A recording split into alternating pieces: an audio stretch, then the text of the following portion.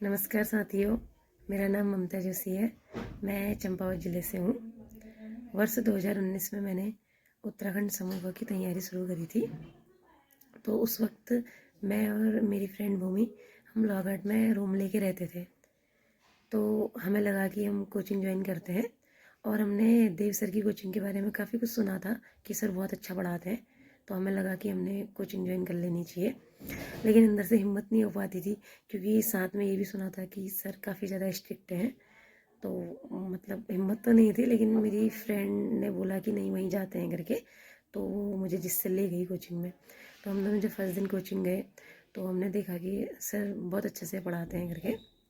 डर तो काफ़ी लग रहा था अंदर से, लेकिन धीरे धीरे जब हमने वहाँ पढ़ाई शुरू करी तो फिर हैबिट बन गई थी। हम सर के यहाँ मॉर्निंग में भी जाते थे एक क्लास, और एक क्लास हम शाम को जाते थे, और दिन भर हम अपने रूम पे पढ़ाई करते थे। अदर चीज़ें भी करते थे, जो भी मतलब करंट अफेयर वगैरह, न्यूज़पेपर पढ़ना, तो ये सब सारी चीज़ें, या कोई बुक्स वगैरह पढ़ना, तो ये सब हम रूम पे ही कर लेते थे। और जो सर पढ़ाते थे वो भी रिवाइज करके जाते थे। फिर उसके बाद सर की कोचिंग में सबसे अच्छी चीज़ ये थी कि सर जो भी पढ़ाते थे पूरे हफ्ते में, तो हर सैटरडे को वो क्विज कराते थे। तो क्विज में हमें पता चल जाता कि हमारी मतलब जो हमने पढ़ाई कर रखी है उसका मूल्यांकन हमारा कितना है आखिर, और हम कितने गहरे पानी में हैं, हम जो पढ़ रहे हैं हमें याद है या नहीं है, हमारे यहाँ कॉपियों में ही लिखा रह गया है वो सब। तो ये चीज़ों का हमें मूल्यांकन हो जाता था। तो उस कोचिंग में सबसे अच्छी चीज़ ये है। और दूसरा ये है कि सर जो भी चीज़ें पढ़ाते हैं तो बेस बहुत अच्छे से क्लियर करते हैं, और वो ये समझाते हुए चलते हैं कि हम जब भी पढ़ रहे हैं तो चीज़ें, ताकि हमें मतलब समझ में भी आ जाएं, खाली रटना नहीं है, उन चीज़ों को समझ के बहुत अच्छा पढ़ाते हैं। फिर उसके बाद हम धीरे धीरे पढ़ते गए वहाँ।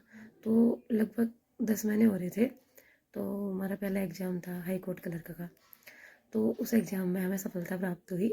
और वर्ष 2020 में जब मैंने उसके लिए टाइपिंग दिया देहरादून में, तो मेरा टाइपिंग में सिलेक्शन नहीं हो पाया था, मेरा टाइपिंग डिस्क्वालीफाई हो गया था।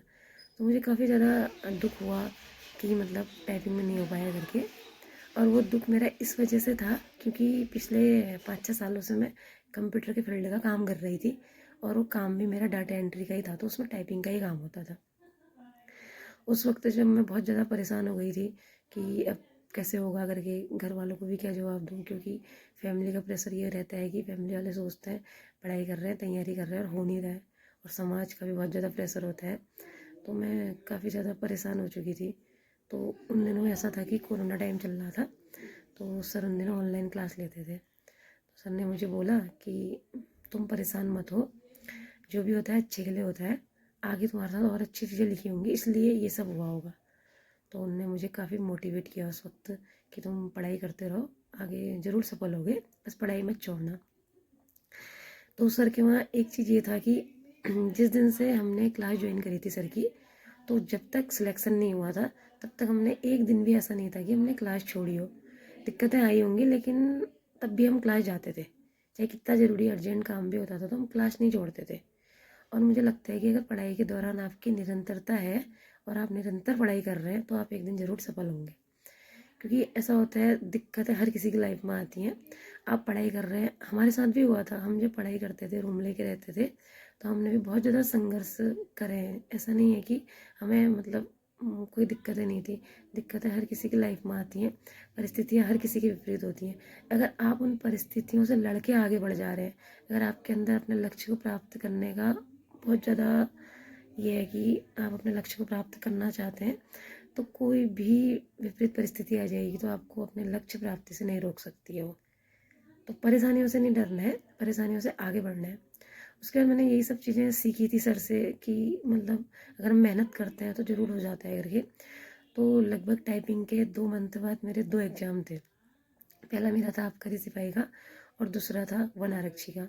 तो दोनों में मुझे सफलता प्राप्त हुई थी। मेरे को जो मैंने आबकारी सिपाही का एग्ज़ाम दिया था उसमें मेरी उत्तराखंड में पहली रैंक आई थी। तो उस दिन मैं बहुत ज़्यादा खुश थी, और मैंने सर को कॉल करी, सबसे पहली कॉल मेरी सर को गई थी कि सर मेरा सिलेक्शन हो गया और उत्तराखंड में मेरा पहला स्थान है। तो सर को काफ़ी ज़्यादा खुशी हुई, और मुझे भी, मैं सच में उस दिन बहुत ज़्यादा खुश थी कि सर की वो बातें मुझे याद आ रही थी कि जो भी होता है अच्छे के लिए होता है। तब मुझे लगा था कि हाँ, ये बात सच साबित हुई। उसके बाद सर ने मुझे बोला कि आज आपका सिलेक्शन हो गया, अब जॉब लग गई है, तो इसका मतलब ये नहीं कि आप पढ़ाई मत छोड़ना, क्योंकि आप पढ़ाई करते रहेंगे तो इससे भी अच्छी जगह सिलेक्शन होगा। अगर आप मेहनत करते रहेंगे तो देखो, मेहनती अगर आप हैं और आपके अंदर लगन है, ईमानदारी से आप लगन से पढ़ाई करते हैं, आपको ये पता है कि मतलब हम पढ़ रहे हैं तो सिर्फ पढ़ रहे हैं, उस वक्त इधर उधर ध्यान नहीं देना है, तो आप ज़रूर सफल होते हैं, ये सच है। फिर उसके बाद मैंने जॉब के साथ साथ तैयारी नहीं छोड़ी और आज भी मैं निरंतर मेरी पढ़ाई चल रही है। अभी भी मैं तैयारी में हूँ वर्तमान में भी। तो मैं आबकारी सिपाही के लिए आपको बताना चाहूँ कि अभी ये मार्च के टाइम पे अभी आबकारी सिपाही का आपका एग्ज़ाम है, जिसके आजकल फिजिकल चल रहे हैं। तो अगर आपका इस जॉब में सिलेक्शन होता है तो बहुत अच्छी पोस्ट है। जैसे आपका सिलेक्शन हो जाएगा, रिटर्न एग्ज़ाम दोगे आप, आपका सिलेक्शन होगा तो उसके बाद आपको 3 महीने की ट्रेनिंग करनी होगी। ट्रेनिंग आपकी रामनगर बेलपड़ाव में होगी। उसके बाद आपकी सीधे ज्वाइनिंग हो जाती है।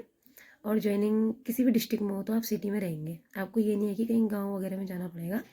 और जो बहुत अच्छी है कि आप इसके दौरान तैयारी करते रह सकते हैं, क्योंकि मैं खुद भी इस पोस्ट में हूँ अभी पिथौरागढ़ डिस्ट्रिक्ट में, तो मेरी अभी भी तैयारी चल रही है। लड़कियों के लिए भी काफ़ी ज़्यादा अच्छी जॉब है। आपको मतलब 10 से 5 होती है वैसे जॉब, जैसे आपको ऑफिस वर्क या फील्ड वर्क भी है तो उससे ज़्यादा आपको नहीं बैठना पड़ता है, तो आपको काफ़ी टाइम मिल जाता है पढ़ाई करने के लिए। फिर मैं आपको बताऊंगी मैंने उसके बाद UKSSC ने जो कनिष्ठ का एग्ज़ाम कराया था 746 वाला, वो एग्ज़ाम दिया था, वहाँ पे मेरा सिलेक्शन हुआ, तो मैंने वहाँ पे ज्वाइन नहीं किया था। उसके बाद UKPSC का भी मैंने क्लर्क का एग्ज़ाम दिया था, वहाँ पे मेरा सिलेक्शन हुआ। फिर मैंने स्नातक स्तरीय परीक्षा दी थी, जिसमें मुझे VPDO का पद मिला है अभी। और मैंने PCS मेंस के एग्ज़ाम भी दिए थे।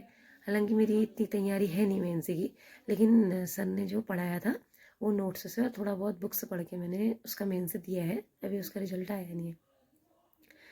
उसके बाद जब हम तैयारी कर रहे थे तो हमने कुछ बुक्स भी ली थी। जैसे मैं आपको बुक लिस्ट के लिए बताऊंगी आपको।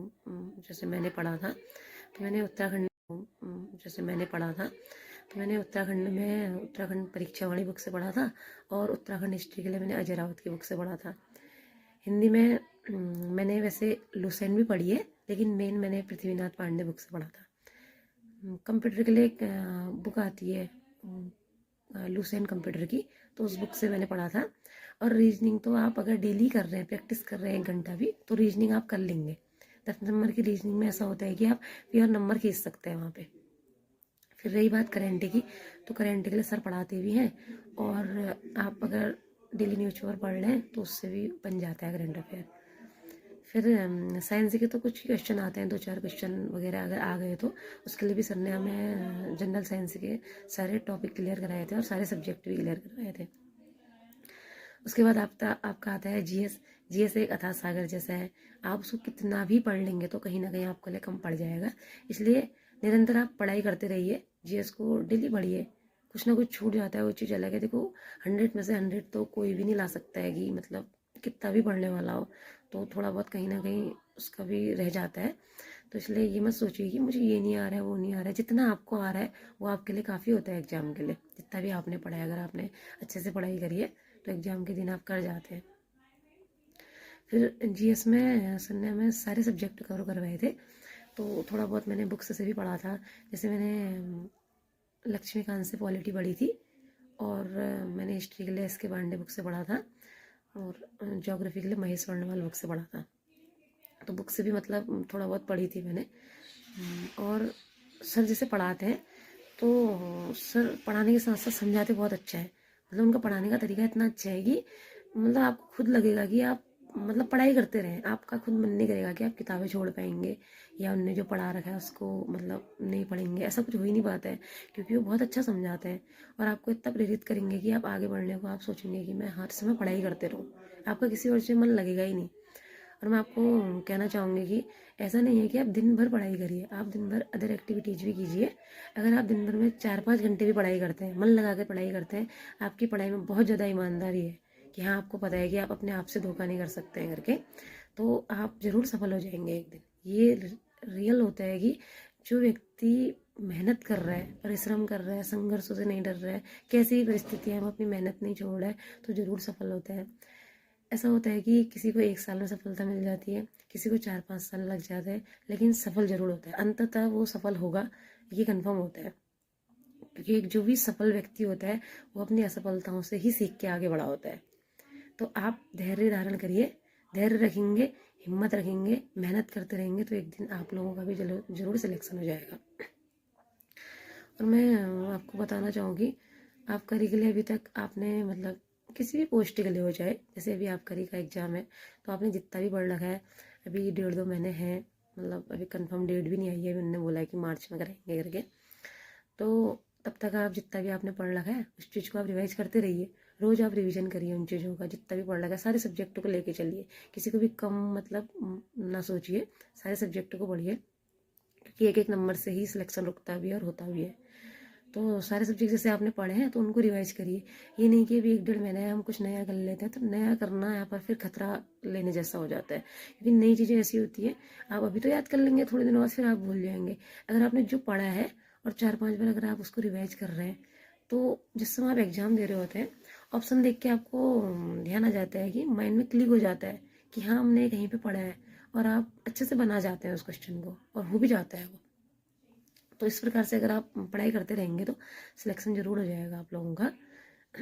और अंत में मैं ये बोलना चाहूँगी कि जैसे संजय सर हमें जो भी पढ़ाया आपने, मतलब मैं आज जहाँ भी हूँ मुझे ऐसा लगता है कि सर आपका बहुत बड़ा योगदान है इस सफलता है मेरी, और मैं आगे भी, मेरी पढ़ाई अभी चल रही है तो आगे मैं कहीं भी चले जाऊँ तब भी मैं आपको यही धन्यवाद कहना चाहूँगी कि आप अभी भी जो गाइडेंस देते हैं और मोटिवेट करते हैं, जो भी आपसे चीज़ें पूछो आप उसका इतने मतलब अच्छे तरीके से उसको समझाते हैं कि समझ आ जाता है कि कैसे तैयारी करनी है आगे किसी भी सब्जेक्ट को लेके हो जाए वो।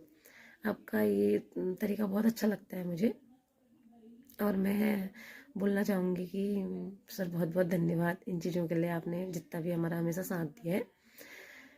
रही बात, मैं आपको ये बताना चाहूँगी, जो मेरी फ्रेंड है, मैं जिनके बारे में अभी तक आपको बता रही थी कि हमने साथ में तैयारी करी थी, तो उनका भी सारी जगह सिलेक्शन हुआ, जितनी जगह मेरा सिलेक्शन हुआ वहाँ उनका भी हुआ।